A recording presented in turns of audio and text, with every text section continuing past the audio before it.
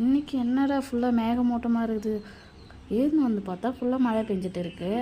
நம்மளுக்கு தோசை காஃபி இதெல்லாம் குடிச்சு ரொம்ப போர் அடிச்சு போய் ஏதாவது டிஃப்ரெண்ட்டாக செய்யலாம்னு சொல்லிட்டு யோசிச்சுட்டு இருக்கும்போது தான் கொழுக்கட்டை சுடலாம்னு சொல்லிட்டு காரத்துக்கு வந்து ஒரு பச்சை மிளகாய் எடுத்து வச்சுக்கினேன். அதுக்கடுத்து புழுங்கல் அரிசி தான் போட்டேன். கொஞ்சம் நேரம் ஊற வச்சு நல்லா வாஷ் பண்ணி வச்சுருங்க. அதுக்கடுத்து மிக்ஸி ஜாரில் போட்டு இந்த அளவுக்கு பேஸ்ட்டாக அரைச்சி எடுத்துன்னு வந்துக்கோங்க. ஸோ நார்மல் டிஷ்ஷஸ் தாங்க கொழுக்கட்டைக்கும். நார்மலாக எண்ணெய் ஊற்றிக்கோங்க, கடுகு போட்டு சீரகம் போட்டு கொஞ்சோண்டு கருவேப்பிலை போட்டு நல்லா நம்ம மாவை அரைச்சி வச்சுருந்தாலும் அந்த மாவையும் போட்டு நல்லா கெட்டியாக வர அளவுக்கு பயப்படாதீங்க, நல்லா சாஃப்டாக வந்துடும். அதுக்கப்புறம் காரத்தையும் போட்டு நல்லா மெசிக்கி விட்டு கொழுக்கட்டை சைஸ் வர அளவுக்கு பிடிச்சி வச்சுட்டு ஸோ எங்கள் பாட்டியெல்லாம் மழை வந்தாலே இந்த கொழுக்கட்டை தான் செஞ்சு கொடுப்பாங்க.